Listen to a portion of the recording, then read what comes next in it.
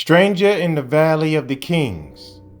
The identification of Uya as the patriarch Joseph by Ahmed Osman. Chapter 2. Voices from the Past.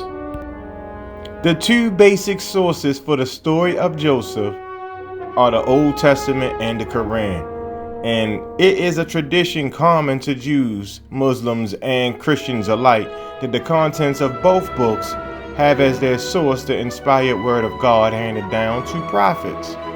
The question of how the Old Testament has reached us has been the subject of continuing debate for 2,000 years, with the area of discussion including the number of original sources it had when it was first written down and by whom, the degree to which it has been tampered with over the centuries, and to what extent it is to be regarded as describing actual historical events.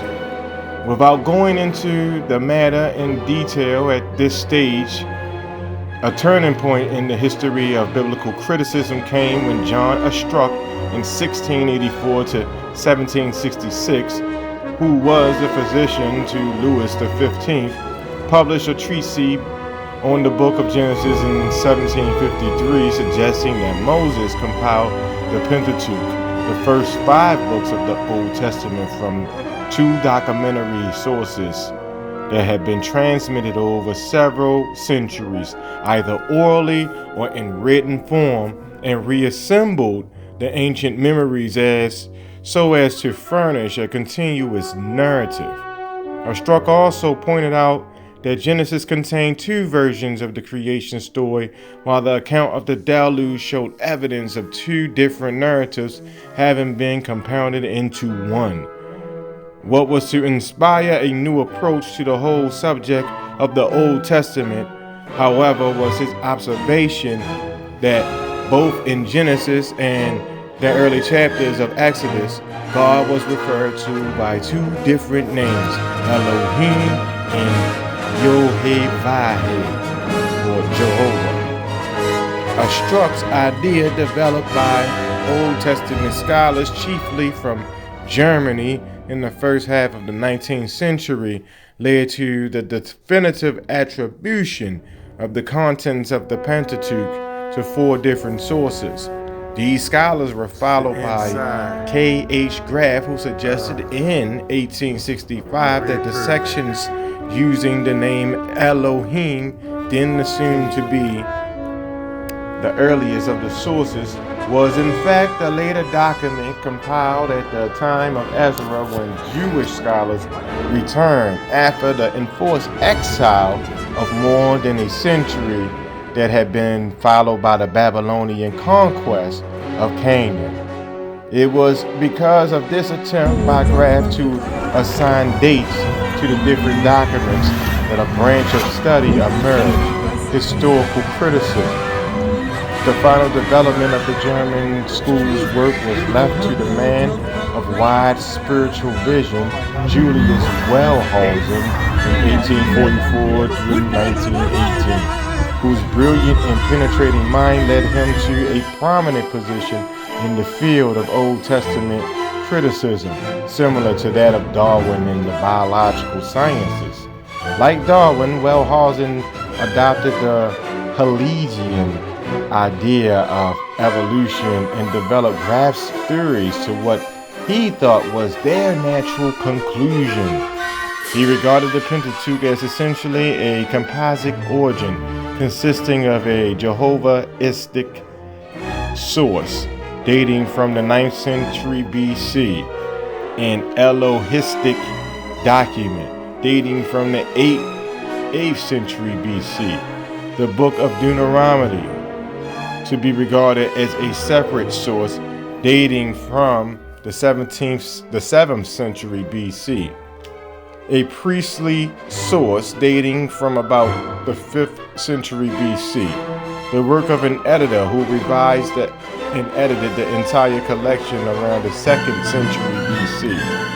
More recently, Professor Donald B. Redford of Toronto University, in his book, A Study of the Biblical Story of Joseph, has concluded that all the historical indications relating to Joseph and the descent, including every reference to Egypt and Egyptian names, locations, and titles, are pure inventions of the biblical editor who wanted to justify the Exodus by bringing Joseph and the Israelites into Egypt. His conclusions mean that Joseph, as we know him, never existed.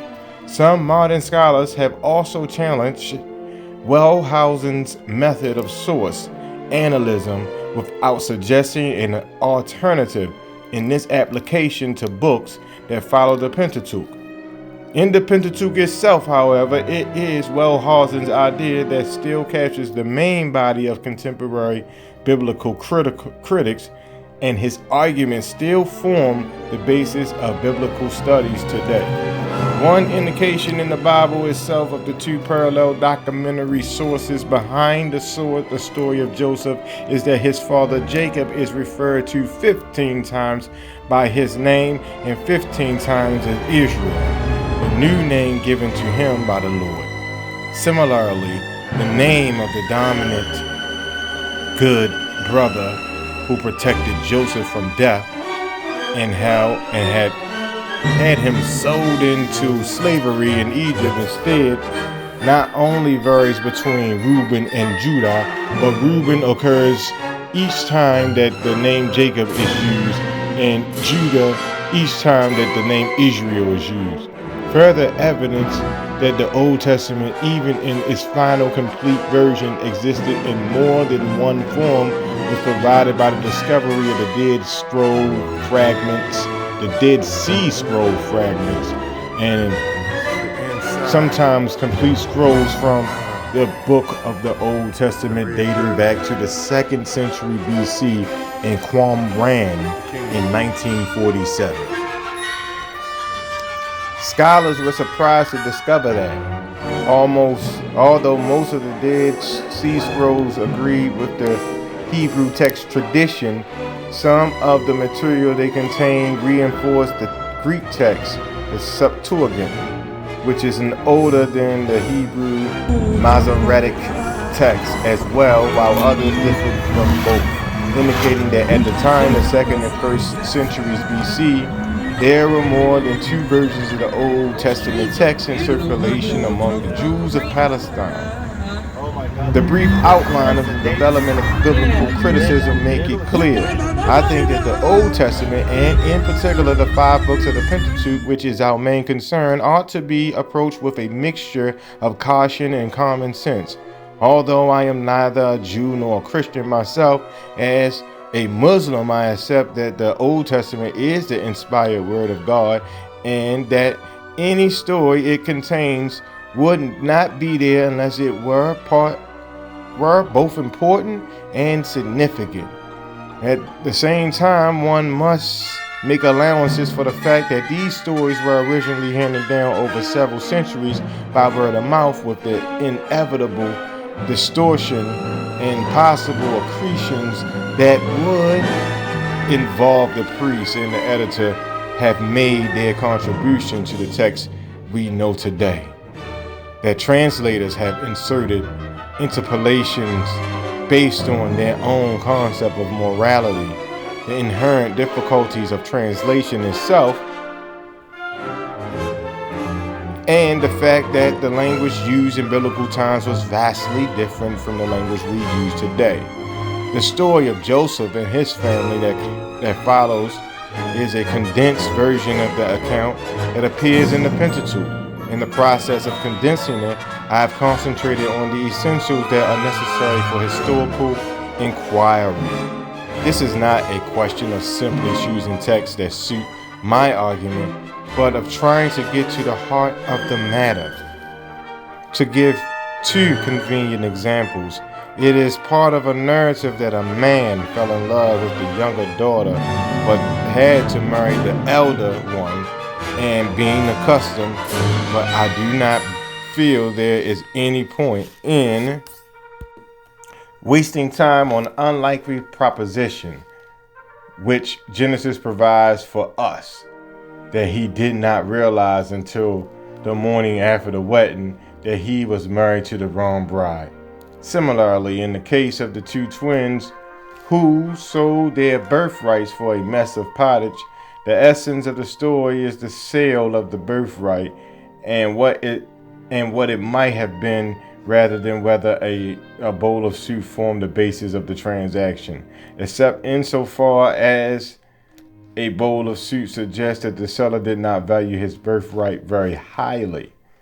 I have also devoted little time, space, or importance to biblical dates and ages, subjects on which the Old Testament is notoriously wayward. It would have us believe that the world was created at a time when we know from other evidence that the earth was already inhabited. We read of people living for more than a century in an era when 40 or 50 was considered a good lifespan. It may be, of course, that they attach a different meaning than we do to the word year, but even this does not serve to explain errors in biblical chronology in such cases as that of Terah, Joseph's great-grandfather, who is said to have been 70 when his son Abram was born. Terah, as we are told, proceeded to live to the ripe age of 205. Yet, a few verses further we learn that Abrams was still only 75 when his father died. And so, to the story of Joseph, to understand it fully, however, we have to go back 3 generations to the time of his great-grandfather Abram, the founder of the Hebrew tribes, into which Moses, Jesus, and Muhammad will be born many centuries later. All right, that brings us to an end of chapter 2 of Stranger in the Valley of the Kings by Ahmed Osman. Thank y'all for coming out. God bless you. Good night. Don't forget to like, comment, and subscribe. And please remember that your feedback is greatly appreciated.